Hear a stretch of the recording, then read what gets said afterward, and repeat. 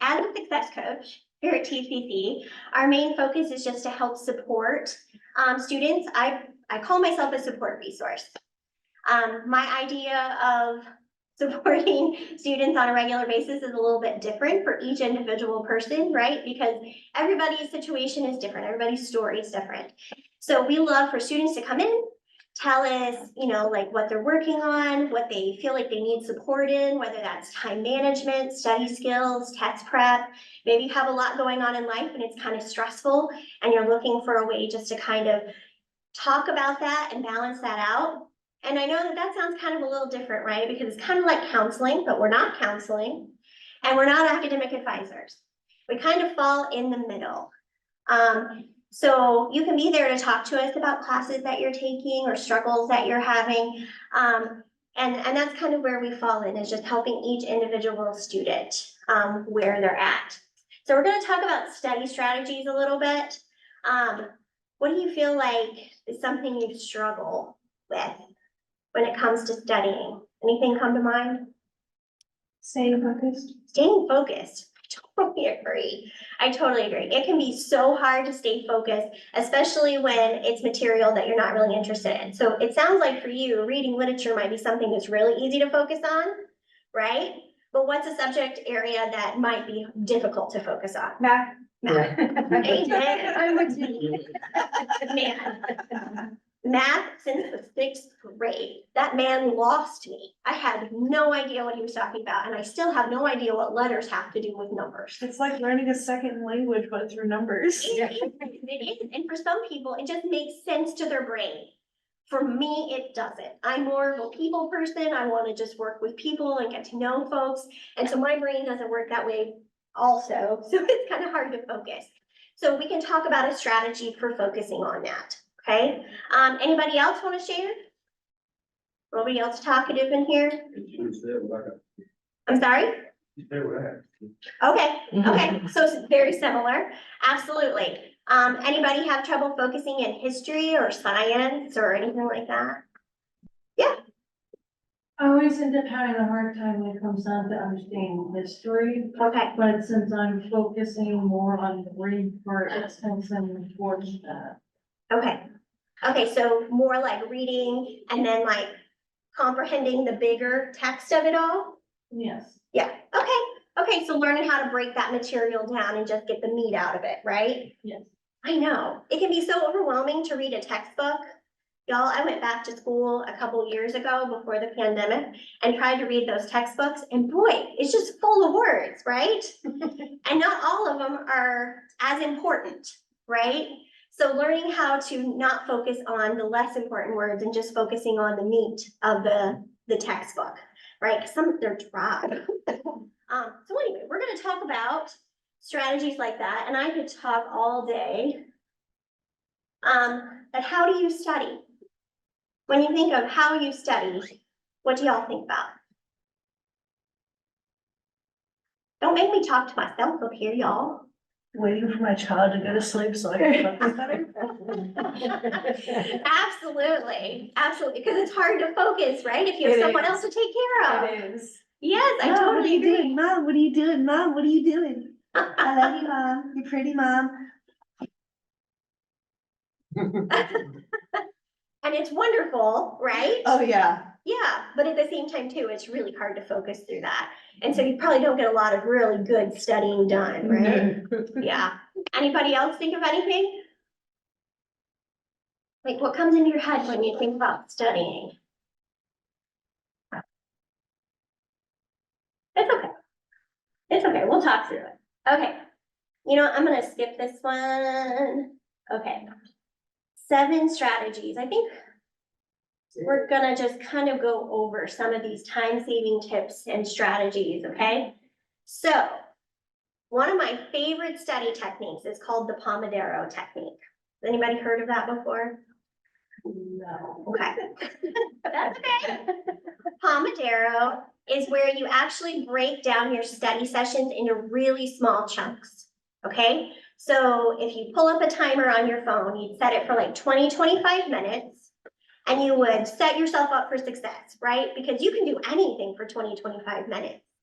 you can sit and focus on that, right? Put yourself in a position where there aren't any distractions, right? So after the kids go to bed, after, you've cleared the table of all the other things that you've had to think about for the day, and you sit down in a situation, whether it's a library or at home or wherever would give you some peace, and you set that timer for 25 minutes, and you only focus on that assignment or that reading or whatever you have going on, okay? And then when that's done, you take a 5 to 10 minute break. Okay, and what that means is you get something to drink, you get something to eat, you go for a walk, you do something that refuels your system, right? Because your brain, I think it's really crazy to think, as adults, our ability to focus on something for more than 8 seconds 8 seconds is all we really got, right? So when you're focusing on something for longer than that, your brain needs a break. Okay, and it's not really acceptable to think that we can really push past a long session. Some people can. I cannot, as a student. I have to have those short windows to be able to switch between material and actually get it to stick. So then, once you've taken that break and you've refueled your system, you can do another 20 to 25 minutes. Okay, now some people only like to do that for like a 2-hour increment, and that might get your assignment done. Or you might only get that 25 minutes done and you have to take a break and you have to move on to something else for a while and then come back to it again. But it's whatever works best for you is Pomodoro, but about 25 minutes to a 5 to 10 minute break. You can also chop it up. Take the large assignment. Do you ever look at an assignment and think, oh my God, that's so overwhelming. I really don't want to sit down and work on that because it just seems like too much.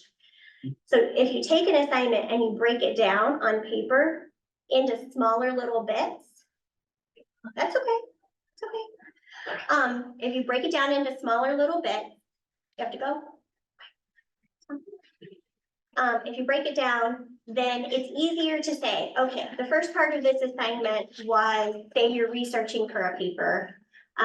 So you might get on the library website that Jamie said, and you're just looking up what you need in order to write that paper, just to get your information, right? And so then you've gotten that small task taken on. And then the next small task is to sit down and just kind of create an outline of the material that you've read. And then after you've got your outline of what you want to say, then you can go back in and fill it in paragraphs later. So that's kind of breaking it down into smaller down. Also writing it down and not just keeping it all in your head. I don't know about y'all, but I can't keep everything in my brain anymore. It doesn't work that way. I just don't remember like I used to. So writing it down and having it in small chunks helps me to stay focused and on task and not forget steps. This all making some sense? Yes. Okay, cool. Okay, so just focusing on one thing at a time and crossing it off as you go, because it's nice to have a win, right? I got this done, yes, and then going on to the next thing, like have those little celebrations for yourself when you finish small chunks of your assignment so that you feel good about what you're accomplishing. Ooh, if you have any questions while we're going over this, we can. I'm trying to keep you on schedule. So this is about reading, and that person walked out that kind of had mentioned it, but I'm sure it might be beneficial to some of you as well. When reading and note-taking tips, you have to go. Okay, take care. You could do the SQ4R method, which is like, basically what you're doing is you're opening up a textbook or an assignment, you're scanning it, you're going quickly over it, you're questioning anything that you're seeing about that, okay? And then you're reading it, and reading it doesn't mean word for word. It's really reflecting on those bolded words, italicized, specific meanings and topics and headers and subjects within the textbook, just to get the basic overall. And then you think about what you've read, right? And then you recite it to yourself, which I know sounds kind of silly, but sometimes like when I talk to myself or I tell myself about the material, then I'm like making it stick for myself, right? Or if I can have a conversation with somebody, Sometimes I'll call my mom and say, you know, hey, I learned this today, and just kind of go over everything that I learned about that. And that way that material sticks a little bit better, and I'm telling somebody else about it. That helps me to review what I'm learning, okay? Also, you can do that with note taking, and you can see this particular section on the screen. If you divide up your notes, like so when you're writing things down or when you're reading it, you could do your notes simply in the middle, whether it's a lecture or you're reading something in class or you're having a lecture, you can go through and write your notes and then do your cues, your main ideas, your questions, your, you know, your thoughts that you want to come back to, right? And then summary at the bottom.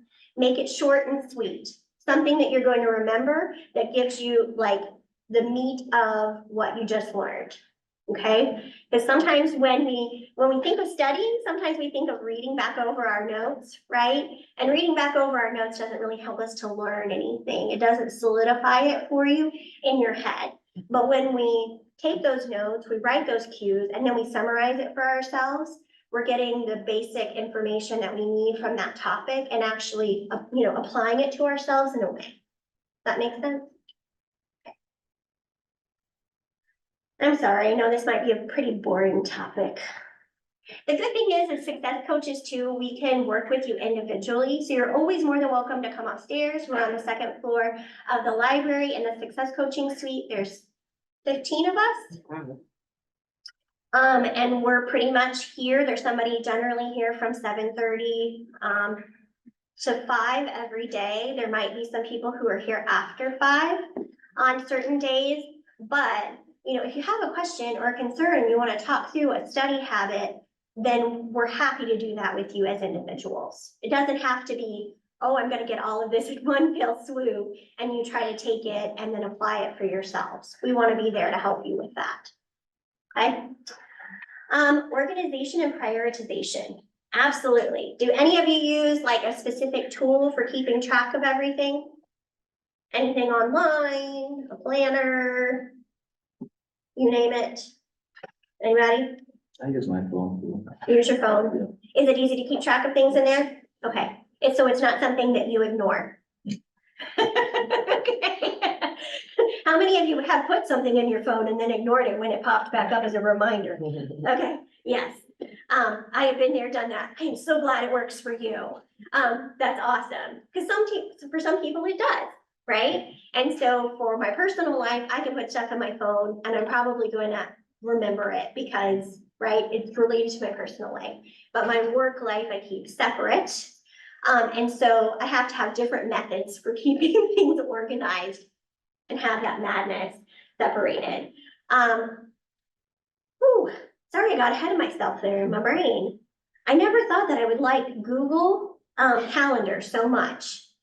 But I keep all of my work stuff on Google Calendar, and I can check that every day at the beginning of the day to stay organized. But how many of you need that visual reminder every day that's like straight in front of your face so you're not going to forget it? Okay. Have you ever tried a dry erase board? Okay. So that has worked with so many of my students. I had this one student, I worked with him for 5 years. And every week we talked about his dry erase board.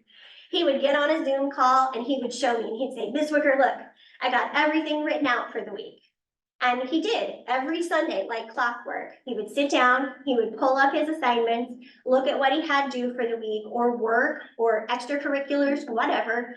He'd put everything on that dry erase board and we would just check in for a quick minute to say, you know, hey, are you organized? Are you feeling good? Do you need any additional support?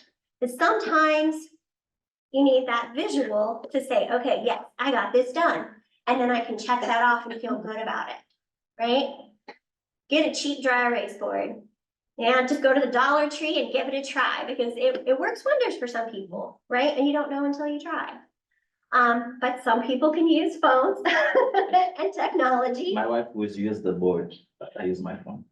Well, and I will just be honest with you, I have several methods to keep my madness straight. I use Google Calendar, I do use my phone for reminders, I have a dry erase calendar hanging in my hallway, and because we don't use Google here, we use Outlook, I have an Outlook calendar on my work computer, and I have to have all methods to keep all aspects of my life straight.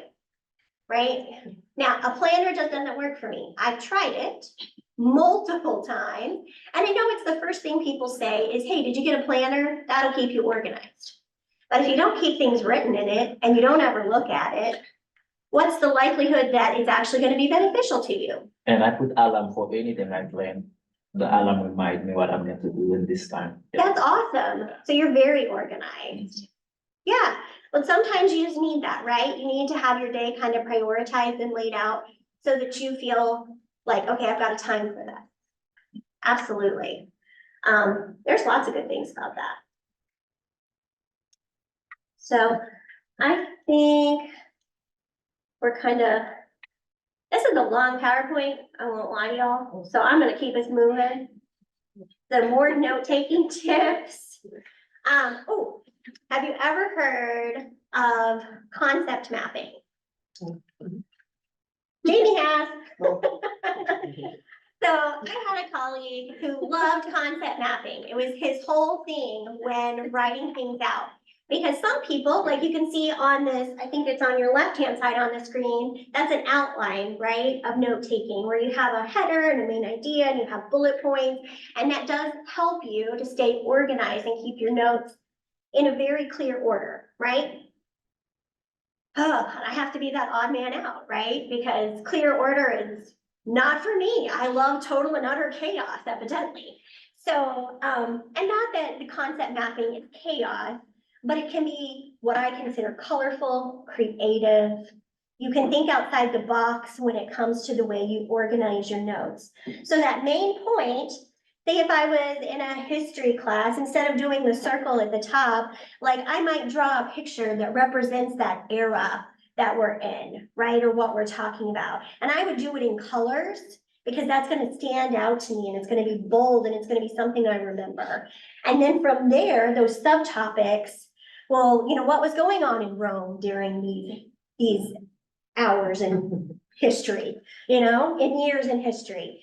Oh, well, this was going on and this is who was the emperor and, you know, just all that. You could do so much with those notes and being creative and drawing it out and using colors. And if that's what stands out to you, then that might be a different style of note-taking that might be beneficial. Now, does it take some getting used to? Like anything, it does. Even like traditional note-taking, it takes some, you know, some practice. But you try both methods and see what works best for you and what helps you actually learn the material, not memorize it, right? Because memorization isn't really learning, it's just cramming information into your brain. Yeah.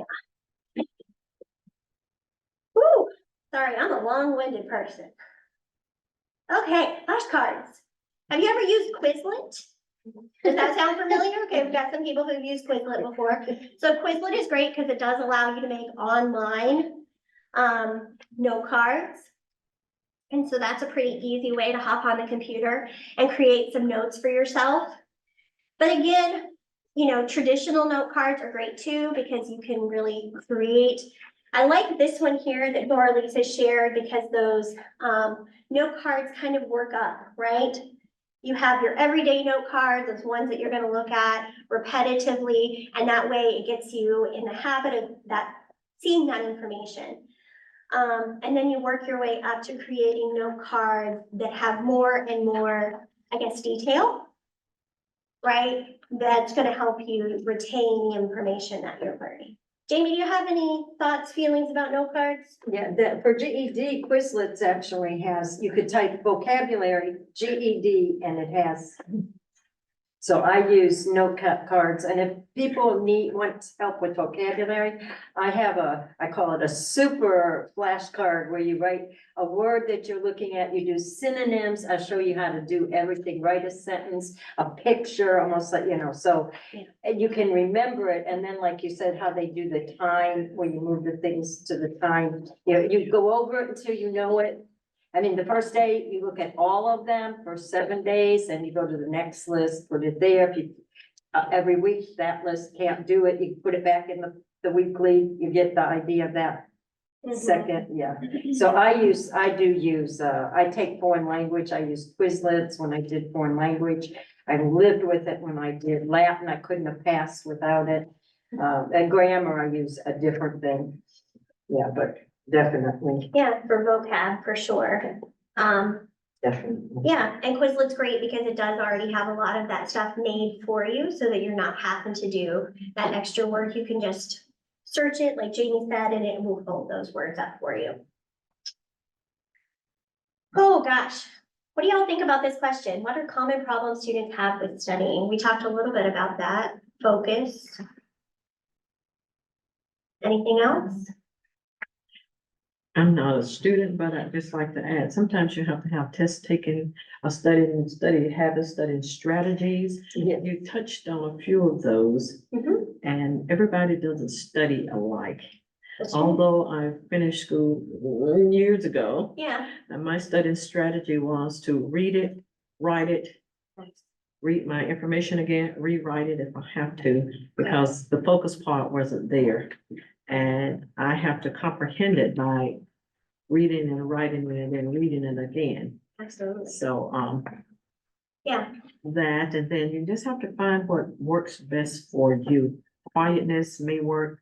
I had a young person that said if he had his earphones on and his music, yeah, that helped him kind of focus on his studying. So find whatever works for you in that arena to help you study best. And if you have to, if some people don't like studying in groups or with other people, but one person, bounce off Mhm. questions. yes, I And that- totally agree. And then when she spoke about music, actually research shows it helps if you listen to music that doesn't have lyrics. Hmm, If it has lyrics, they show that people will actually be distracted by the music and they're singing the music and trying to read. okay. Yeah, so non-lyrics, and they showed it could be classical, it could be rock, it could be, I don't know if they did anything with rap, but they did do hip hop. No, as long as it was just listening without the, the lyrics, no Right. lyrics, Yeah, it worked. Right. yeah, Yeah, and then thinking of that kind of media for people that, someone said they had a hard time with history. They have crash course, everything I don't know if you've ever done crash course on YouTube. They have crash course US history, they have crash course biology, they have crash course chemistry, I wish she was still here, they even have crash course literature. And you can pick up things by ear and seeing it, if that's the way you learn. And then when you go back and read, it's easier. And I suggest people turn on closed captioning when they're watching Crash Course. And even slow down. If you do the history, the guy who does history, he talks like this. He must be a Yankee, really fast. I turn him down to 75.75. So you can change the speed. If someone's talking at a southerner and they're talking like that, you don't want to slow them down. It will drag. Yeah. But if it's a Yankee talking, you can slow it down to 0.75. It reads beautifully. Yeah. What's a Yankee? Yeah, I'm a Yankee, a northerner from Pennsylvania and New York. Yeah, I'm a Yankee. You never heard that song? They don't teach songs today. Yeah, I'm a Yankee Doodle fan. Yeah. Yeah, I won't. yes. Yeah, and I think a common problem for student gonna be distraction. But for my story, I remember I lose 1 year doing online class while I had kids, and I couldn't like focus. But when I decided to come to TCC to study, the class was so quiet. I passed science, That's awesome. just. Good for you. Yeah, so you worked through it, found a way to have a steady space that didn't have the distraction, right? And that's what you needed. Yeah. And I think what she was saying is absolutely right. Every person's different, right? So what's distracting for one person isn't for another, right? In those spaces, and depends on the age of your kids, right? Yeah, Were your kids little at the time? really low. Yeah. Mhm. Yeah. Yeah. And so it is hard to focus when you have little kids. They want your attention. Yeah. Yeah. So it's different, when you have older kids and they're doing their own thing and they're not quite as in your space anymore. But you set yourself up for success when you pick a location that works best for you.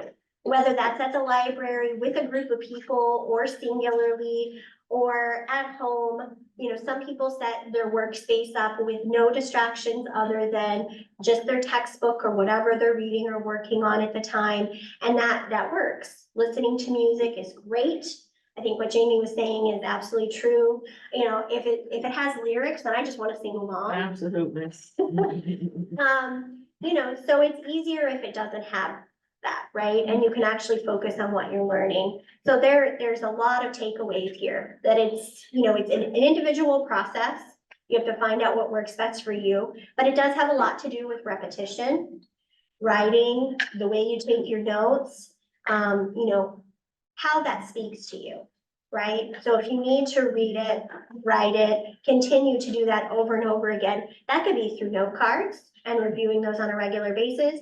That could be a different note-taking style, just as long as it's probably not just taking from the lecture and moving on, right? You need to absorb the material and actually learn it for yourself.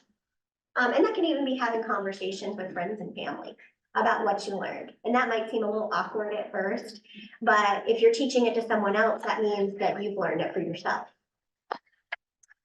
I think I have a few more slides here. Let's see. Also just thinking of helpful questions for yourself when you're learning new material. What's worked for you in the past? What have you tried so far? You know, don't get stuck in a rut, you know? If something's worked in the past, but it's not working this time, think outside the box. What do I need to change? How would you explain this to a classmate? If you're in a math class and it's new material, explain it to me. Come up there and explain it to me, because if you can explain it to me and I can get it, then whoa, you've got this. You know, so take that time to do that. See. Anybody have test anxiety? I think everyone have it. Yeah. Yeah.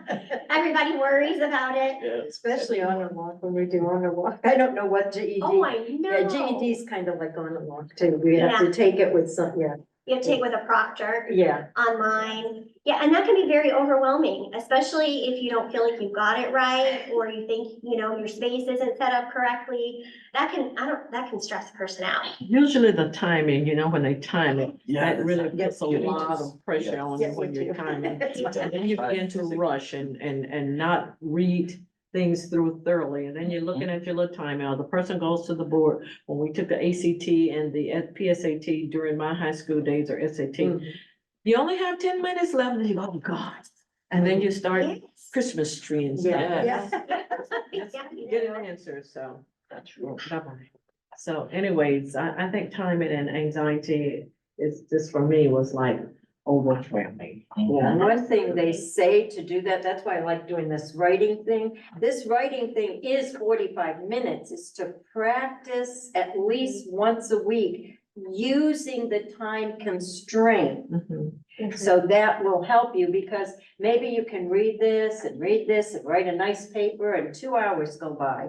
And now you're in the real GED and you don't have that same time constraint. Right. So when there are time constraints, make sure that you practice at least once a week with it. And then you know, well, I'm not there yet. I need to learn to read faster. Right. And there's skills to learn to read faster too.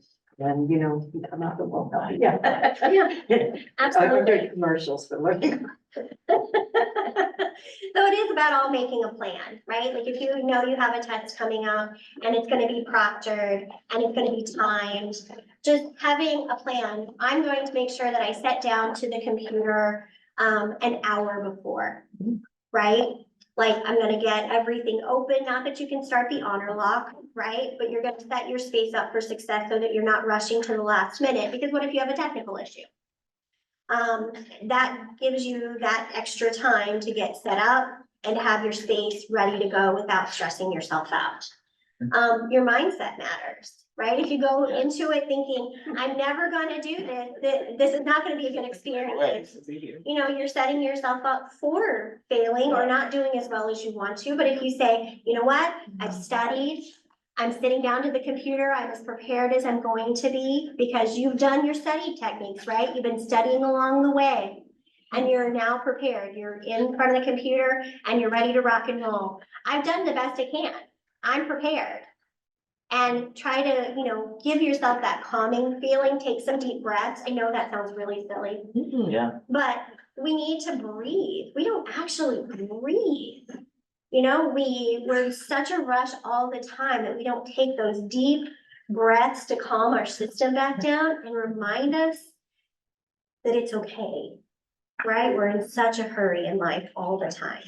Take those deep breaths for yourself, calm your mind, remind yourself of how much you've studied, how much you're working hard to get this accomplished.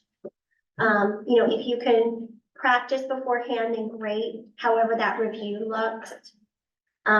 Practice timing yourself, like Jamie said, making sure that you're giving yourself enough time to complete things well. If that means that you need to learn to read a little bit faster, then start preparing for that way in advance at the beginning of the semester. There's nothing wrong with being extra prepared. And keep yourself encouraged and motivated. Your self-care is so important. yes. And that is not something that we promote either. Because we're in such a hurry all the time. Make sure you eat, that you drink, that you get enough sleep, that you're allowing yourself rest, that, you're taking really good care of yourself so that you can be in the right mindset. Anyway, I could talk on this forever and I'm not even done with these, but I know you all need to go. Is there anything that we could tell you about or help you with for these last couple minutes of Teresa? Just know that we're upstairs on the second floor. Again, I'm gonna promote that. Our door is always open. We do take appointments, but you can do a walk-in as well. If you're up there and you wanna stop in and just chat with the coach for a little bit, we are always happy to see students. We are so thrilled to have you all come by. Okay, we will do our best to support you. Thank you. Thank you. Absolutely.